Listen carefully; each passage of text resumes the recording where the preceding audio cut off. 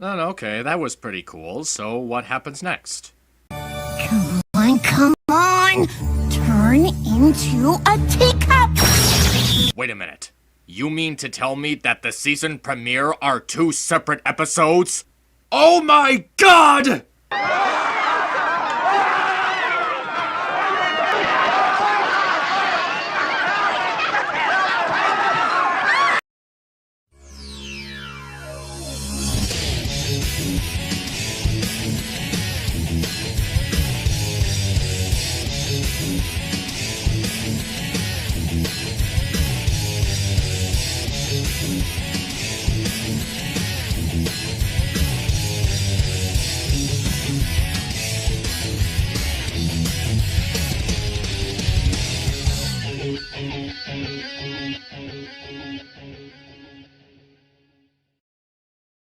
Gee, this is new, isn't it? We've got two season premiere episodes that are part of two separate stories, Celestial Advice and All Bottled Up, which open up the long-awaited Season 7. How exactly do they hold up? Let's find out. First is Celestial Advice, in which Twilight and the group are celebrating a ceremony in honor of the heroes of the Changeling Kingdom infiltration. Eventually, Twilight is confronted over what lesson Starlight should learn now that she's on a higher level of status. She turns to Celestia for advice and is reminded on how she herself was sent away when she finished Celestia's lessons. And now she's worried about doing the same thing for Starlight.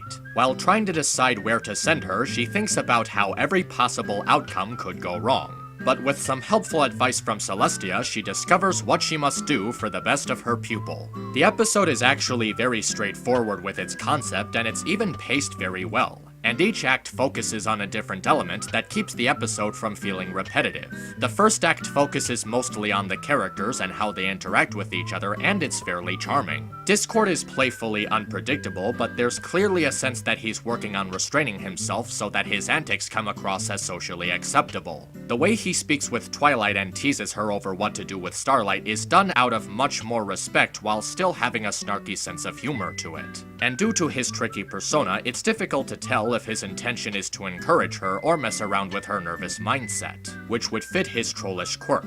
This act also feels more relaxed in focusing on conversations between people at the party, and there's even some character in it as well. Trixie boasting her ego only to be interrupted by Discord, who corrects her in a snooty way, Twilight observing Starlight's social skills and finding solace in helping her become a better person while being complimented by her idol, Changelings adjusting to a different type of culture, even Celestia having a hard time giving Thorax his medal has an enjoyably silly tone to it. The second act is more focused on the synopsis, as we see Twilight actually turning to Celestia for advice, which shows that she's willing to seek assistance for a helpful alternative to her situation. Celestia is also playfully quiet in taking in Twilight's nervous feelings in the matter, while still taking time to observe how Twilight explains herself, allowing her to more easily relate to her stress. But she also tries to calm her down so she'll be able to effectively decide where Starlight should go.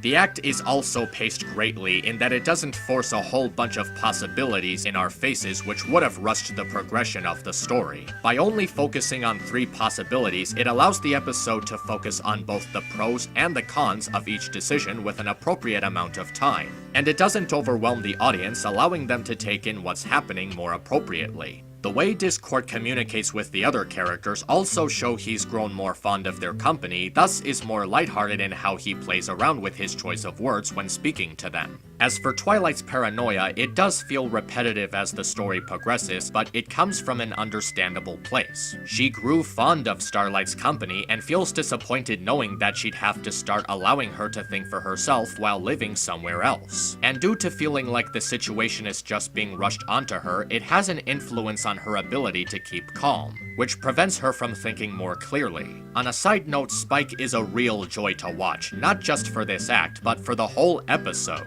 He has a sense of panic while distracting Starlight from Twilight, but also appears smug and confident after succeeding in doing so, which is an appropriately restrained method for him to boast his ego. And during all of Twilight's panicking, he reassures her that nothing bad will happen in a way that feels strict and straightforward, which is pretty funny in how it bounces off Twilight's paranoia. And after Twilight learns her lesson, he continues to act smug in that it took a lot longer for her to learn than it should have. The last act opens up with Celestia bursting out in laughter due to being reminded about how silly she acted when she was deciding where to send Twilight herself, which would make sense for her given her sense of humor and more easygoing nature as a ruler. She speaks with Twilight on her level, explaining how her paranoia over sending her student off came from being worried over Twilight leaving her and believing she would be too good for her. Celestia became fond of Twilight as more than a teacher. She thought of herself as a close friend who helped her do something meaningful with her life, and she shows how much that means to her.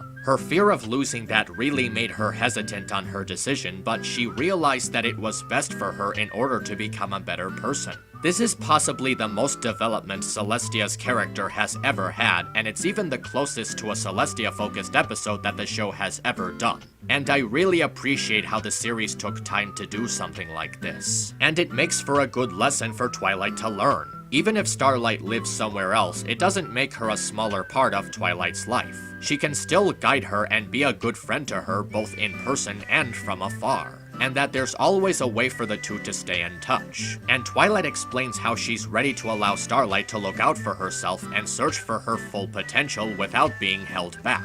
All of this is really meaningful development on Twilight's part, which unfortunately makes the ending even worse. Starlight just flat out says she's not ready to leave, which completely undermines the lesson Twilight was learning and the emotional effects that it was going for. I would have preferred it if Starlight went somewhere else. It would create possibilities for interesting stories, and it would be a welcomed change in the show's dynamic. A change that isn't highly drastic, but effective enough to show that the series is doing something different with its cast. But because the writers are still not sure what to do with Starlight, they just have her stay, which feels lazy and tacked on for the story that this episode was going for. But despite the ending, Celestial Advice is a nice episode to start off with. It has good character interaction, a good sense of development, a nice lesson, and even an effective sense of humor. That gag with Pinky setting up and cleaning up after parties was especially funny. Next, there's All Bottled Up, in which the main six are off on vacation, which leaves Starlight and Trixie in charge of the Friendship Castle in their absence. While practicing her magic, Trixie accidentally casts a transportation spell on the map, and the two have to go in search for it. During this whole endeavor, Starlight is working on bottling her anger towards Trixie's constant screw-ups, and it only gets stronger as she gets more frustrated,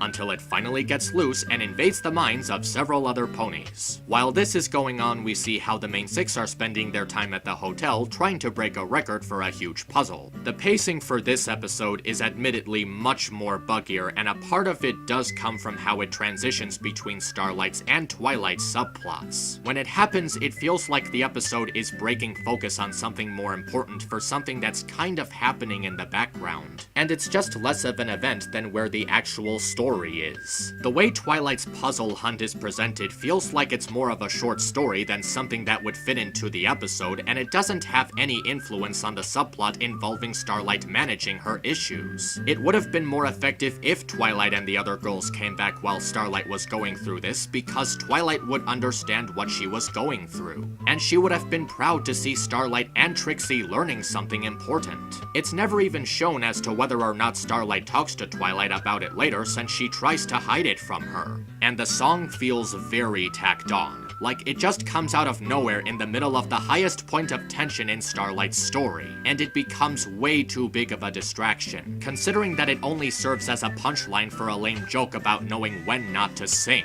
They seriously couldn't take a quarter of a second to just turn the key because they really wanted to sing a song about something the group has known for a very long time. In fact, there's an instance where Twilight literally turns a key in the middle of a song in order to open a door, so the punchline that it's going for with this joke doesn't even add up. This is something that the writers should know and learn about, as opposed to putting it in the episode as something for the characters to learn, especially if it's not really going to have an effect on them in the long run, considering how often they break into song. Also, Trixie's smug attitude and insensitivity becomes very repetitive really fast. past. And aside from that, it doesn't even make any sense. Considering her friendship with Starlight and how much it must mean to her, she should be more considerate over how her mistakes may be affecting her, especially knowing that she's being trusted with things during Twilight's absence. It's not funny, and it lacks the charm that it needs in order to be tolerable. She just comes across as thoughtlessly selfish the whole time, which only continues to make Starlight's situation even worse. At first I was wondering what was up with Starlight's anger taking form of a red cloud, but I figured that since her magic is at such a naturally high level, and since she's had a hard time controlling herself in the past, it would make sense for her power to manifest into a form based on her frustration.